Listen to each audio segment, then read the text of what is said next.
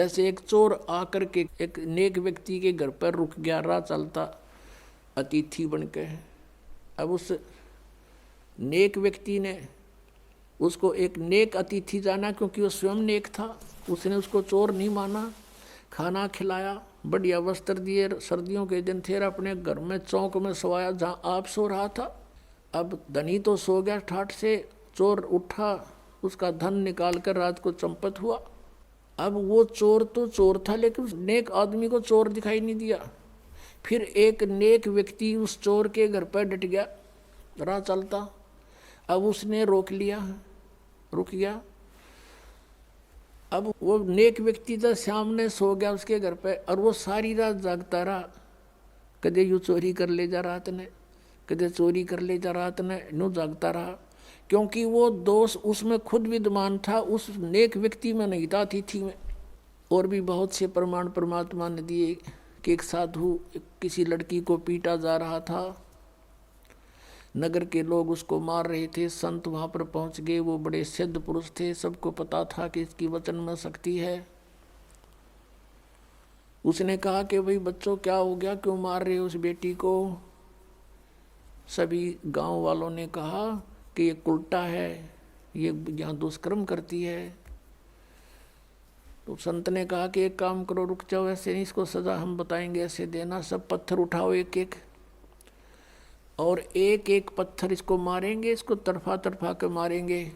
सब उठा लो, सब ने एक एक पत्थर उठा लिया। और संत ने कहा भी इसका पत्थर वो मारा जिसमें कभी कोई अपराध ना किया हो, जिसके मन में ये दोष ना हो, वो करे इस काम ने, नहीं तो यहीं भस्म हो जाओगे। एक के हाथ में पत्थर ना रहा और छोड़ कर दूर जा खड़े हुए। परमात्मा ने कहा, अरे कुछ तो सोचो निकम्यो, ये अकेली दुष्कर्म करती थी या तुम्हारे गांव का भी था कोई। नीचे मुंह कर लिया, उसको क्यों नहीं पीट रहे तुम। तो कहने का भाव ये पुण्यात्माओं, हम जब भगत बनाएंगे, परमात्मा के मार्ग में चलेंगे, तो इस तरह की सांसारिक बाधाओं से भी हमने निपटना होगा, और प्यार के साथ, इस ज्ञान के साथ हमने आगे बढ़ना है। अब वह लड़की आने लगी, लेकिन इतना ज्ञान सुनकर भी बुद्धि भ्रष्ट व्यक्ति उसी तरह व्यवहार करते रहे उस बेटी से। परमात्मा की आत्मा दुख पाई कि ये दुष्ट अभी समझे नहीं मैं क्या कहना चाहता हूँ। अरे जब इनके इतने कष्ट थे, सब सो जिक्र करा करते हैं, भगवान हमें ऐसे सुख हो गया, मुझे ऐसे सुख हो गया, आपकी दया होगी, हमारे तो बुरा हाल हो रहा था, आपने बसा दिए। और आज स्वयं ये प्रभु पा के गए यहाँ पर अरेंजमेंट करने वाले। तो परमात्मा ने क्या किया, वह लड़की को बहुत तंग करने लगे। तो परमेश्वर क्या करने लगे, उस लड़की के घर पर जान लगे, बेटी मैं आऊँगा वहाँ तेरे घर पे। अब वो बदनाम क्षेत्र, और वहाँ कबीर परमेश्वर जावे, और चौक में बाहर चारपाई लगा ले, आंगन में मेन गली के ऊपर गेट, वहाँ सामने चारपाई लगा कर बैठ जा, लड़की बैठ जा सामने, लड़की के पैरों पे पैर रखकर वो पैर दबाओ, और परमात्मा उसके सांथलों पर पैर रख कर बैठ गए। और वो चेले जार ने देखे, खे दे ही जा, और भी बताऊँ, कहा जा दिखाऊँ तेरे गुरु जी के कारनामे। अब कहने का भाव यह है कि परमात्मा ने सोची या सुर सुर सुर सुर अच्छी ना होती, लाइन का एक कब परीक्षा कर लो, किसी एक भक्त रह रहे हैं ये, उनको समझ चुके थे कुछ हद तक आदरणीय रविदास साहिब जी, और वो ज़्यादातर कबीर साहिब के साथ ही रहते थे। रविदास जी से कहा कि भगत एक काम कर, एक हाथी ले आ किराए पे, हाथी किराए पे ले आई, और उस लड़की से कहा बेटी कल तो पूरा श्रृंगार करके आ जाना। अब ठीक पिताजी, जो आपकी आज्ञा, आपकी बेटी हाजिर रहेगी। तो उसने ऐसे अपना सारा श्रृंगार किया।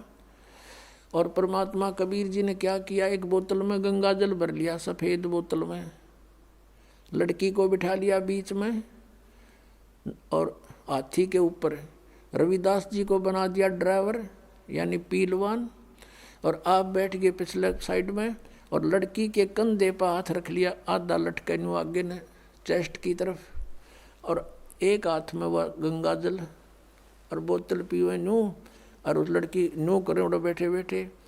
अब परमात्मा ने कहा उसको, रविदास जी को, कि मेन बाजार में के काट दे अपनी गाड़ी को,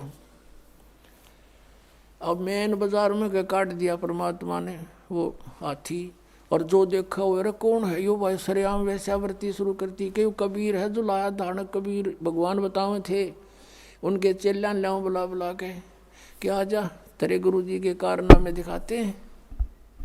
वो जो सा देखा नू कहे ना मैं तो वहीं जाया करता कदे कदे, मैं ना जाता था वहाँ पर, मुझे तो फलाना लेके गया था एक दिन। इस तरह कहने का भाव ये है कि 64 लाख का ग्रुप हो गया था और इस लीला न देख के एक नहीं पाया टोया भी, सब विमुख हो गए परमात्मा से।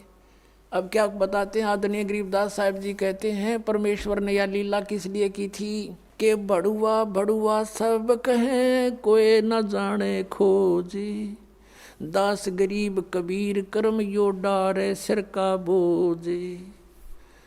सब उसको बड़ुआ बड़ुआ कहने लगे परमात्मा को, कोई गहराई से समझ नहीं सका ये लीला क्यों की थी कि दास गरीब, गरीबदास साहब जी कह रहे हैं कि कबीर कर्म और डाल ले सिर का बोझ, कि ये 64 लाख का वजन धर लिया सिर के ऊपर, एक भी चेला नहीं ये मोक्ष होने दोगा। कहते इनको अपने सिर से पटक रहा है इनको नीचे। अब परमात्मा उनसे कहा करते थे कि जब तुम्हारा विनाश होया पड़ा था, किसी को कोई दुख था किसी को कोई दुख था, जब तो मैं भगवान था और आज मैं शैतान हो गया, इतनी बुद्धि काम करती है तुम्हारी। अब पुण्यात्मा वहाँ विमुख होने के दो कारण होते हैं, गुरु से विमुख होने के दो कारण होते हैं। एक तो गुरुद्रोही बन जा, और एक वैसे अपना कोई किसी कारण से गुरु के प्रति दोष ना रख कर उन्हें छोड़ जा मार्ग ने, तो उसमें अंतर होता है। गुरुद्रोही जो होते हैं गुरु में दोष निकाल कर, उस 64 लाख के 64 लाखों ने गुरु जी में दोष नहीं माना था, लेकिन लोक लाज से जाना बंद कर दिया।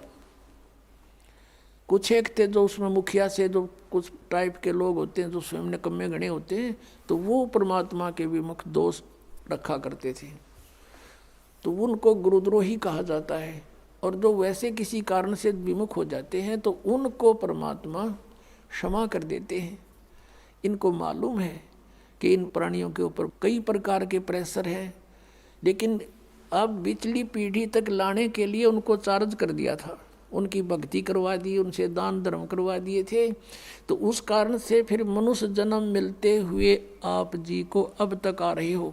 और मनुष्य जीवन से जो आता है प्राणी, और अब भी उसको मनुष्य जीवन प्राप्त है, उसके कर्म भी बहुत अच्छे होते हैं, उसका स्वभाव भी अच्छा होता है, और परमात्मा के बिना वो रह नहीं सकता। तो वो स्थिति आप जी की है।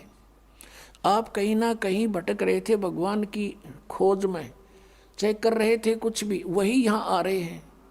या बिल्कुल कोई नहीं कर रहा था, वो कोई एक आधा वैसे संस्कार वश ना उसका, तो वो वैसे एक आधा पुण्यकर्मी प्राणी होता है। वो एक आध कहता है जी मैं तो उसे पूजा किसी की नहीं करा करता, और नास्तिक भी नहीं था, तो वो अलग बात है, और वो भी सुखी था। और जो तुम साधनाएं करते थे ऐसा लगता था जैसे हम ये पूजाएं करते हैं शायद ही नहीं से सुख है, और दुख आने लगे जब वो पूजाएं कोई सहयोग मिला नहीं। तो इस प्रकार हमने इस ज्ञान को भी समझना है और भगवान को भी जानना है।